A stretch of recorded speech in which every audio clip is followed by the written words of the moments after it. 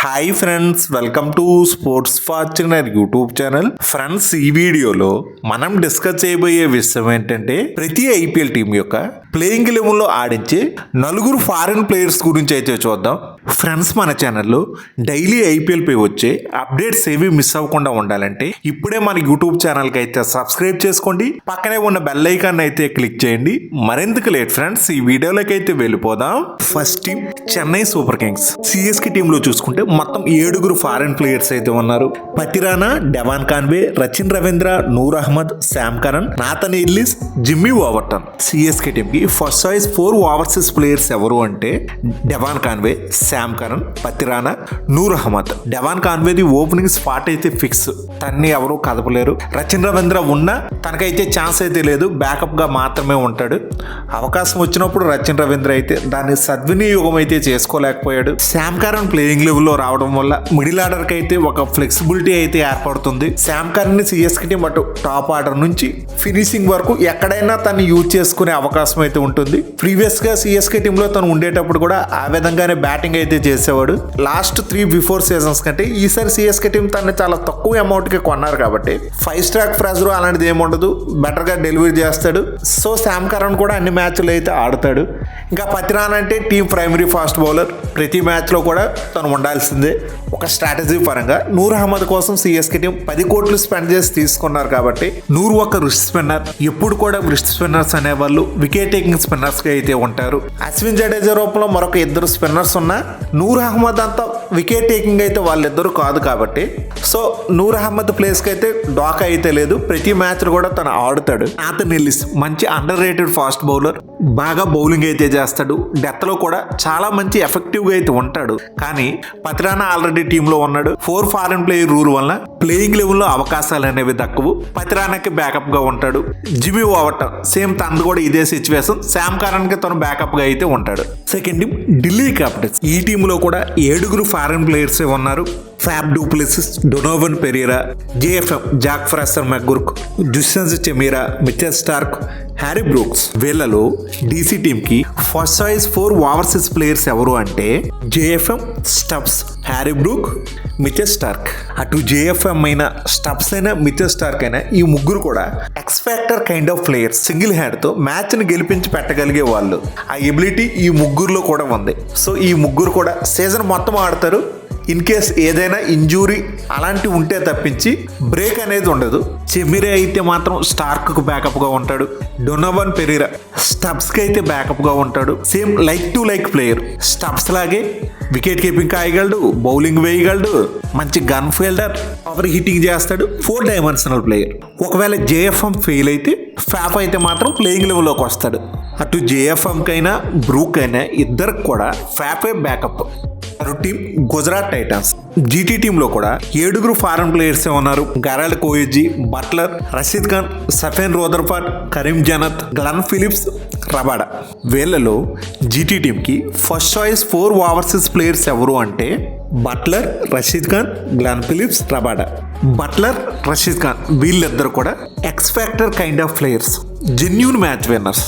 Buttler రావడం GT team కి ఒక వికెట్ కీపర్ తో పాటు టాప్ ఆర్డర్ చాలా స్ట్రాంగ్ గా అయితే తయారైంది.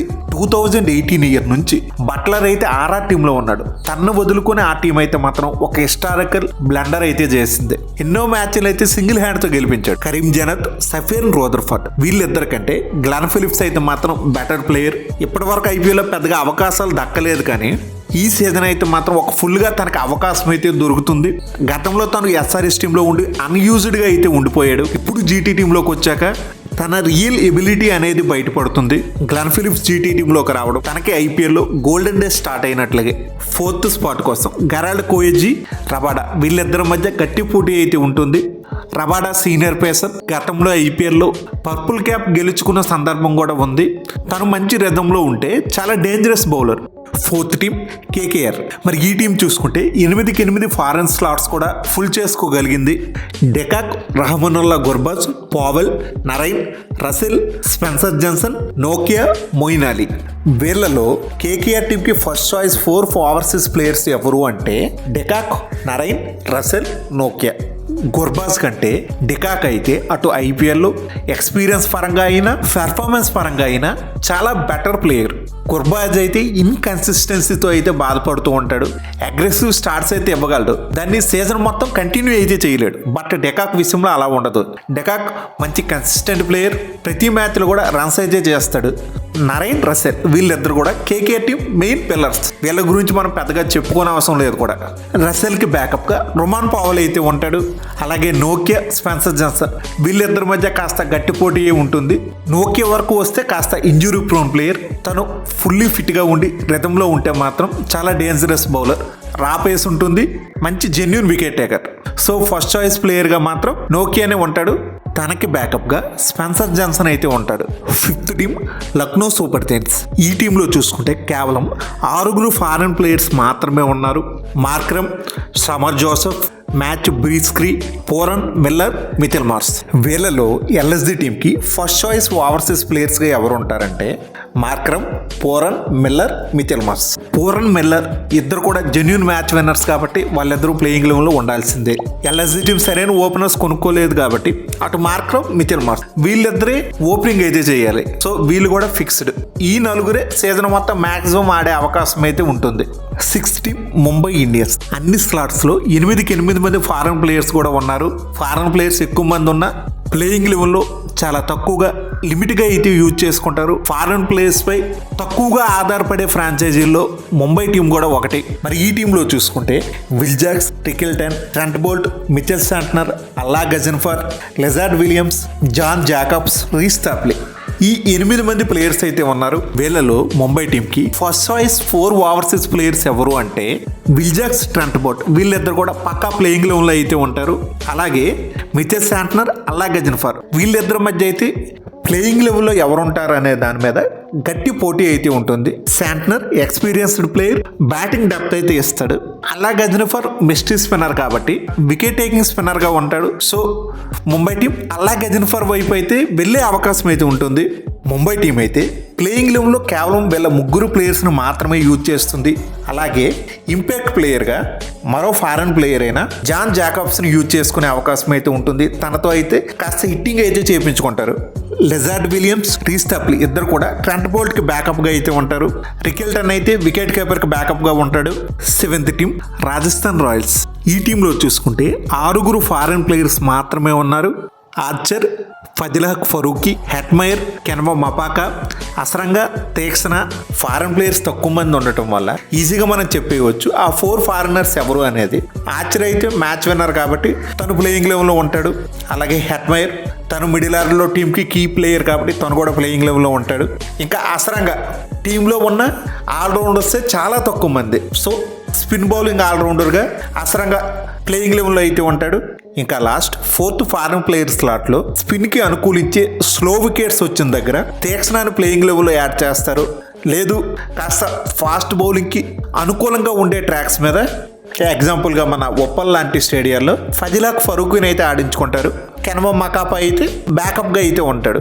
Next 8th team Punjab kings. ఈ టీం చూసుకుంటే ఆల్ స్లాట్స్లో 8 మంది ఫారెన్ ప్లేయర్స్ అయితే ఉన్నారు. Maxwell, Stoinis, Lockie Ferguson, Omarzai, Aaron హడ్లీ, Marco Jansen, Josh Inglis, Xavier Bartlett.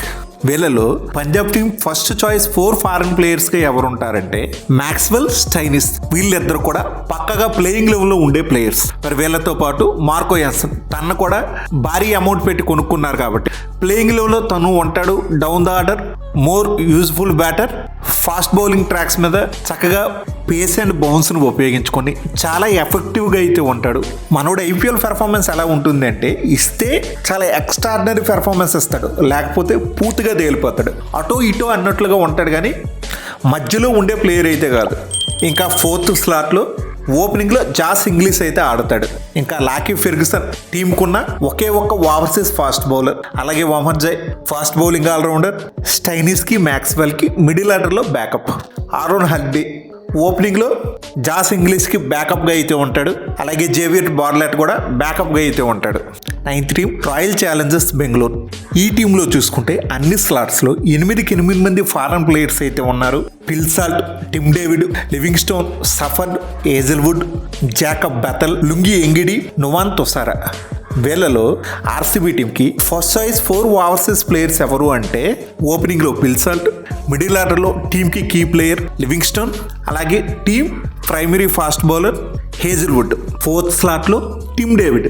ఈ నలుగురే ఆర్సీబీ టీంకి ఈ సీజన్ మొత్తం ప్లేయింగ్ లెవెల్లో ఉండే ప్లేయర్స్. మరి వీళ్ళు కాకుండా రొమాలియా స్టఫర్డ్ మంచి బిగ్ హిట్టర్, డౌన్ ద ఆర్డర్లో టీంకి యూజ్ఫుల్ ప్లేయర్గా ఉంటాడు. తను కూడా మోస్ట్ ఆఫ్ బ్యాకప్గానే ఉంటాడు. అలాగే Jacob Bethell big hitter, English player, playing లెవెల్లో ఆడించదగ్గ ప్లేయరే కానీ 4 ఫారెన్ ప్లేయర్ కోటా వల్ల తను కూడా బెంచ్ మీద ఉండాల్సి వస్తుంది. లుంగి ఎంగిడి హేజిల్వుడ్కి బ్యాకప్గా అయితే ఉంటాడు. అలాగే నువాన్ తొసారా తను కూడా హేజిల్వుడ్కి బ్యాకప్గానే ఉంటాడు. ఎందుకంటే హేజిల్వుడ్ కాస్త ఇంజూరీ ప్రోన్ ప్లేయర్. ఏమైనా తను అటు ఇటు అయితే నువాన్ తొసారా ప్లేయింగ్ లెవెల్లోకి వచ్చే అవకాశం అయితే ఉంటుంది. లాస్ట్ 10th టీం మన సన్ రైజర్స్ హైదరాబాద్. ఈ టీంలో చూసుకుంటే 7 ఫారిన్ ప్లేయర్స్ అయితే ఉన్నారు. Travis Head, Klaasen, Cummins, Adam Zampa, Kamindu Mendis, Brydon Carse, Eshan Malinga. SRS టీంకి ఫస్ట్ చాయిస్ 4 ఓవర్సీస్ ప్లేయర్స్ ఎవరు అంటే captain Cummins, Travis Head, Klaasen. వీళ్ళ ముగ్గురు కూడా ఫస్ట్ 3 ఫారెన్ ప్లేయర్ స్లాట్స్లో ఫిక్స్డ్ ప్లేయర్స్. ఇక 4th స్లాట్లో చూసుకుంటే ఇక్కడ కాంపిటీషన్ అయితే ఉంటుంది ఎస్ఆర్ఎస్ టీంకి. ఈ ఒక్క స్లాట్ గురించి ఏకంగా 3 ప్లేయర్స్ అయితే పోటీ పడుతున్నారు. అందులో Adam Zampa, Kamindu Mendis, Brydon cars. నార్మల్గా నెంబర్ 6 స్లాట్లో కమిందు మెండిస్ డైరెక్ట్గా ప్లేయింగ్ లెవెల్లోకి వచ్చే ప్లేయరే. కానీ ఎస్ఆర్ఎస్ టీం ఒక ఎక్స్పెరిమెంట్ చేస్తే ఈ స్థానంలో ఒక ఇండియన్ ప్లేయర్తో ఆడిస్తే అక్కడ సచిన్ బేబీ, అంకిత్ వర్మ, అథర్వ టైడే రూపంలో 3 ఆప్షన్స్ అయితే ఉన్నాయి. వీళ్ళ ముగ్గురులో ఎవరో ఒకరిని నెంబర్ 6 స్లాట్లో ట్రై చేస్తే అప్పుడు కమిందు మెండిస్ సైడ్కి వెళ్ళిపోయి ఇంకా బైడెన్ కార్స్, ఆడమ్ జంపా వీళ్ళిద్దరి మధ్య అయితే పోటీ ఉంటుంది. ఇందులో స్పిన్ బౌలింగ్ డిపార్ట్మెంట్ని ఎస్ఆర్ఎస్ టీం మరింత స్ట్రాంగ్గా చేసుకునేందుకు ఆడమ్ జంపాని అయితే ప్లేయింగ్ లెవెల్లోకి తెచ్చే అవకాశం అయితే చాలా ఎక్కువ ఛాన్సెస్ అయితే కనిపిస్తున్నాయి. ఎందుకంటే వీళ్ళ టీంకి ప్రైమరీ స్పిన్నర్గా ఉన్న రాహుల్ చహర్ రీసెంట్ టైమ్స్లో అంత బాగా అయితే డెలివరీ చేయట్లేదు. సో ఆడమ్ జంపా వస్తే స్పిన్ బౌలింగ్ ప్రాబ్లం లేకుండా పోతుంది. ఎలాగూ ఎస్ఆర్ఎస్ టీం బ్యాటింగ్ లైనప్ అయితే హెవీగా ఉంది. బిగ్ హిట్టర్స్ అయితే ఉన్నారు.